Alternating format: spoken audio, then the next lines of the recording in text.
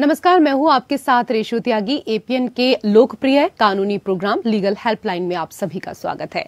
इसमें हमारे कानूनी विशेषज्ञ रोजमर्रा की जिंदगी की समस्याओं से जुड़े कानूनी मसलों पर आपकी शंकाओं का समाधान करते हैं। आप फोन करके कानूनी राय ले सकते हैं। आज हम आपको तलाक से जुड़े अधिकार के बारे में जानकारी देंगे।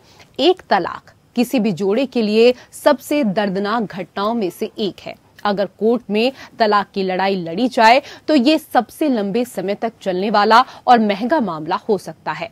यहाँ तक कि जोड़े जो तलाक के लिए आपसी रूप से सहमत होते हैं, उन्हें भी ये साबित करना होगा कि अदालत के उनकी याचिका पर विचार करने के 1 साल पहले से वो अलग रह रहे हैं।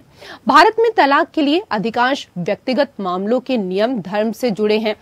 एक जोड़े को आपसी सहमति से तलाक मिल सकता है, या तो पति पत्नी दूसरे की सहमति के बिना तलाक के लिए फाइल कर सकते हैं। जब पति और पत्नी दोनों तलाक के लिए सहमत होते हैं तो अदालतें आपसी सहमति से तलाक याचिका स्वीकार किए जाने पर विचार करती हैं। हालांकि दंपति को 1 साल या 2 साल के लिए अलग होना चाहिए और ये साबित करने में सक्षम होना चाहिए कि वो एक साथ नहीं रह पाए हैं। अक्सर यहाँ तक कि जब पति या पत्नी अनिच्छुक होते हैं तब भी वो इस तरह के तलाक के लिए सहमत होते हैं, क्योंकि ये अन्य तलाक के मामलों में अपेक्षाकृत सस्ती है और एक विवादित तलाक के रूप में दर्दनाक भी नहीं है। बच्चों की हिरासत, रख रखाव और संपत्ति के अधिकार जैसे मामलों को पारस्परिक रूप से सहमत किया जा सकता है। अदालत के निर्णय के आधार पर आपसी सहमति से तलाक की अवधि 6 से 18 महीने तक की होती है। आमतौर पर अदालतें आपसी सहमति से तलाक के मामलों को जल्द से जल्द खत्म करना पसंद करती हैं।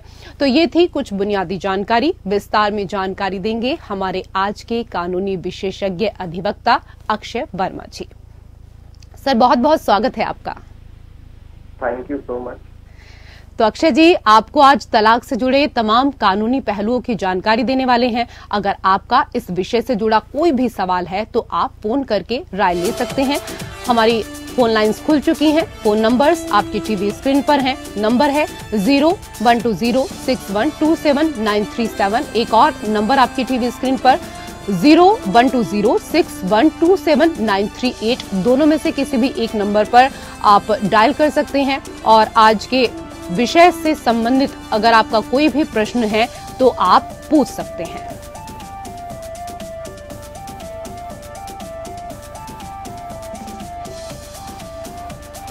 सर, सबसे पहले हमारे तमाम दर्शकों को ये बताइए कि तलाक की कानूनी परिभाषा क्या है, इस कानून का बैकग्राउंड क्या है? जी, जैसे कि आपने वर्ड यूज किया तलाक, इसको हम इंग्लिश में बोलते हैं डाइवोर्स। जी, डाइवोर्स का एक सिंपल सा अगर मीनिंग देखें, इट मीन्स सेपरेशन। कानूनी परिभाषा के हिसाब से जाएं तो मैरिजेस को सेपरेट करना, end of a legal wedding, legal marriage. अगर हम इसकी बैकग्राउंड की बात करें तो बैकग्राउंड हमने ये डाइवोर्स का जो वर्ड है, ये लैटिन वर्ड है जो कि हमने डिराइव किया गया है एक वर्ड डाइवोर्टियम से, जिसका मीनिंग होता है सेपरेशन। और ये वर्ड सबसे पहले फ्रांस के अंदर ट्रेस किया गया था उनकी वोकैबुलरी में इन 14th सेंचुरी। उसके बाद से ये फ्रांस में 1762 में ये वर्ड यूज हुआ। उसके बाद जर्मनी, इटली, स्पेन और यूएस में ये फॉलो करते गए। एंड मोर इंटरेस्टिंगली जो यूएस के अंदर जो डाइवोर्स के बिल्स थे ये लाए गए हैं 1970 के अंदर कैलिफोर्निया में, और 2010 में ये आए हैं न्यूयॉर्क के अंदर डाइवोर्स का। जी, अक्षय जी, आपसे ये भी समझना चाहेंगे कि किन हालातों में तलाक संभव है? जी, तलाक हमारे जो इंडियन सोसाइटी, इंडियन सिस्टम के हिसाब से बहुत सारे रीजंस होते हैं तलाक के, लेकिन मैं पर्सनली कहना चाहूंगा आपके न्यूज चैनल के माध्यम से कि मैं बिल्कुल तलाक के विरुद्ध हूँ। तलाक जैसी चीज इंस्टीट्यूशन नहीं होने चाहिए। ये बेसिकली दो लाइफ को सेपरेट करती है। अगर हम बात करें कि सेपरेशन किस किस बेसिस पे हो सकती है, तो इससे हमारे जो एक्ट हैं, जो इंडियन एक्ट हैं, उसमें बहुत सारे डिफरेंट प्रोविजंस बनाए गए हैं, जिसके अंदर से जैसे कोई डिजर्शन, क्रुएलिटी, जो बहुत एक बेसिक है, अगर कोई एक दूसरे के ऊपर कोई क्रुएलिटी करता है तो आप तलाक ले सकते हैं। डिजर्शन हो गया, एडल्ट्री हो गया, अगर कोई एक इंसान शादीशुदा है और उसने कोई दूसरी शादी कर ली है तब भी उसको वो तलाक दिया जा सकता है उस बेसिस पे। कन्वर्जन ऑफ रिलीजन, अगर कोई एक इंसान एक रिलीजन का और वो दूसरे रिलीजन में कन्वर्ट हो जाता है तो तब भी तलाक का प्रावधान है। और इस तरह के बहुत सारे जो बिंदु हैं वो इसमें बताए गए। जी सर, क्या अलग अलग धर्मों या समुदाय के लिए क्या तलाक का कानून अलग अलग होता है? इसको हम आपसे विस्तार से समझना चाहेंगे। जी, बेसिकली कानून सब में एक ही जैसा है, सिर्फ उसके प्रोविजन, उसमें सेक्शन, किस तरह से क्या चीज फाइल होगी, ये सब चीजें बदल जाती हैं। हम भारत में रहते हैं, भारत के अंदर डिफरेंट रिलीजन्स हैं, उन डिफरेंट रिलीजन्स के डिफरेंट एक्ट बनाए गए हैं। उन एक्ट की अगर मैं आपको थोड़ा सा बताऊं तो इंडियन डाइवोर्स एक्ट है जो हमारा 1869 में आया था, जो गवर्न करता है हमारी क्रिश्चियन जो समुदाय के लोग हैं उनके डाइवोर्स और उनकी मैरिजेस से रिलेटेड। ऐसे ही हमारा एक है डाइवोर्स एक्ट 1936 जो गवर्न करता है पारसी मैरिजेस को। Similarly dissolution of Muslim marriages के लिए एक एक्ट आया था 1939 में, जो कि सिर्फ मुस्लिम मैरिजेस के और डाइवोर्स को गवर्न करता था।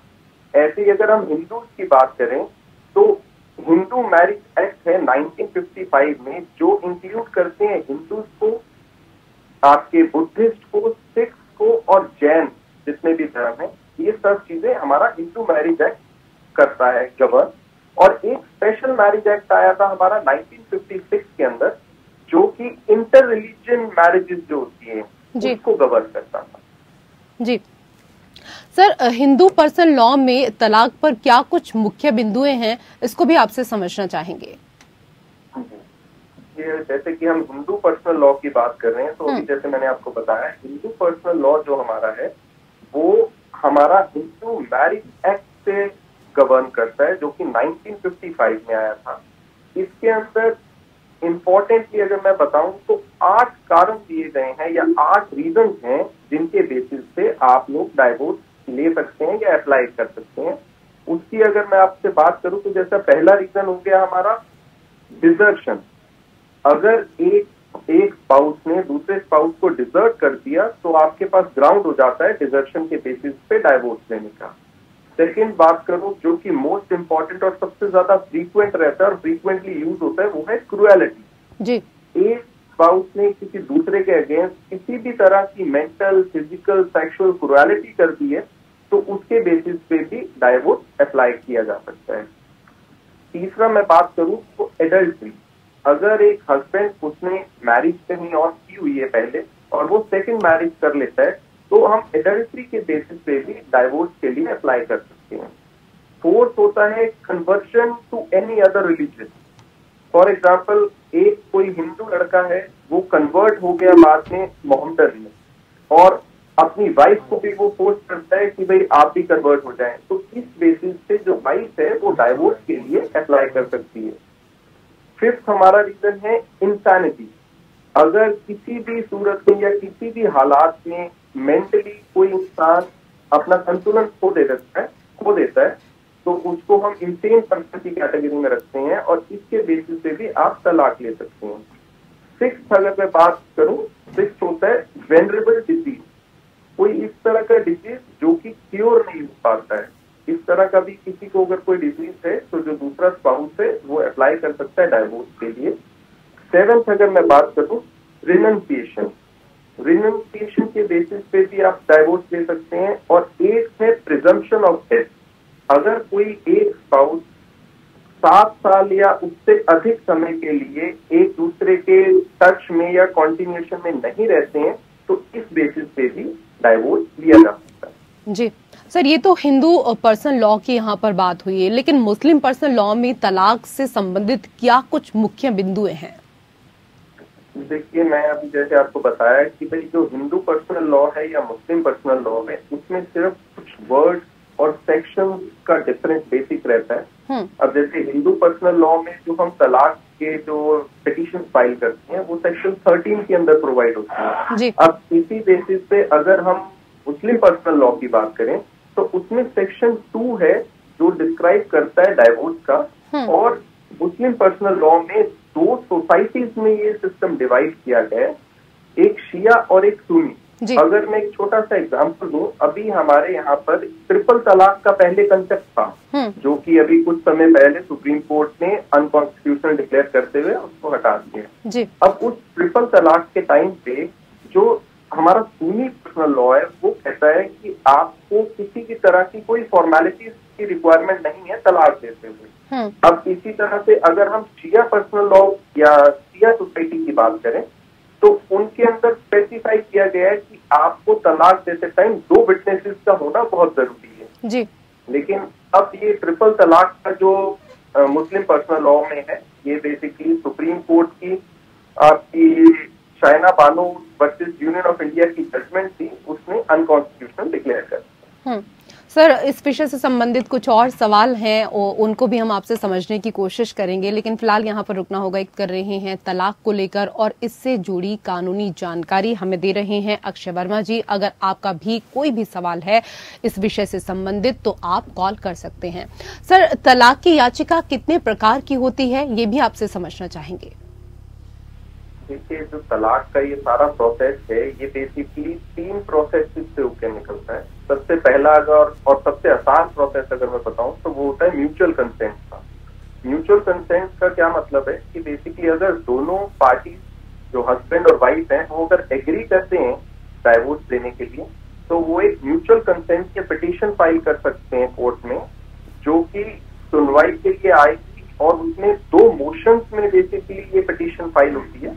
इसका जो फर्स्ट मोशन है आप जब फाइल करते हैं उसमें दोनों पार्टी की स्टेटमेंट होती है। स्टेटमेंट होने के बाद कोर्ट 6 महीने का कूलिंग पीरियड देता है कि इन केस किसी भी तरीके से अगर दोनों के पार्टी के बीच में कोई सहमति हो जाती है, आपसी रजामंदी हो जाती है तो वो पिटीशन विड्रॉ कर लें।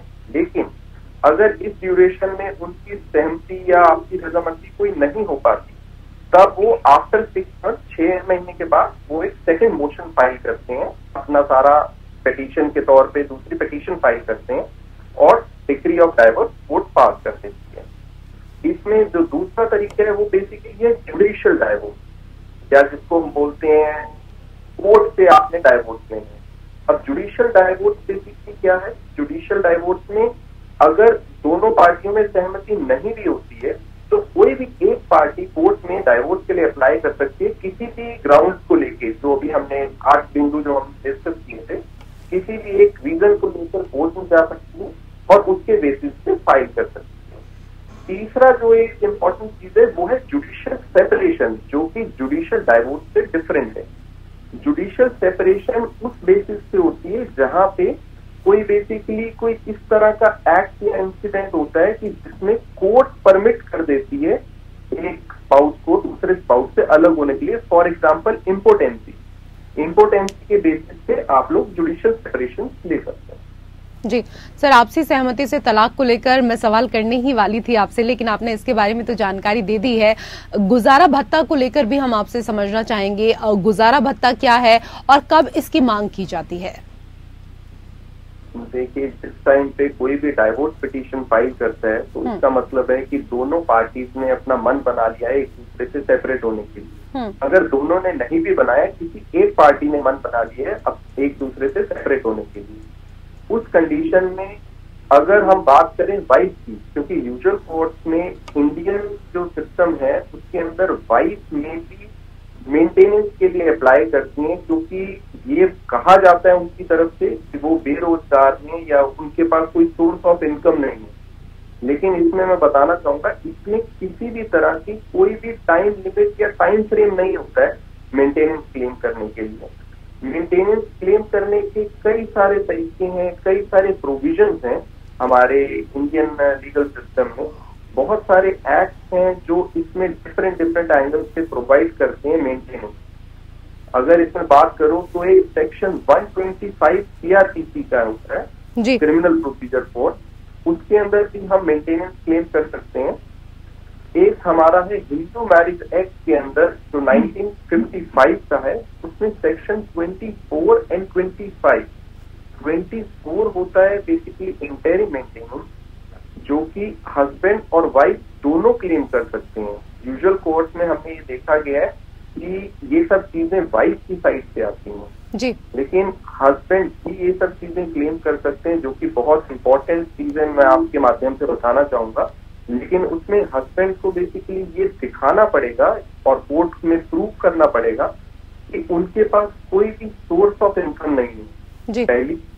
दूसरा, या तो वो किसी भी तरह से मेडिकली या फिजिकली हैंडीकैप है। अगर वो ये दोनों चीजें दिखाते हैं तब वो सेक्शन 24 हिंदू मैरिज एक्ट के अकॉर्डिंगली मेंटेनेंस क्लेम कर सकते हैं वाइफ को। अदरवाइज ये राइट दोनों के पास है। तीसरा अगर मैं बताऊं तो इसमें Hindu adoption and maintenance act है हमारा, उसमें भी सेक्शन 18 में प्रोविजन दिया गया है मेंटेनेंस का, जिसमें कोई भी पार्टी मेंटेनेंस क्लेम कर सकती है। यूजुअल कोर्ट में वाइफ क्लेम करती है। जी सर, आज के विषय पर इतनी अहम जानकारी देने के लिए आपका बहुत बहुत शुक्रिया। और इसी के साथ हमारे खास कार्यक्रम लीगल हेल्पलाइन में मेरे साथ फिलहाल इतना ही। नमस्कार।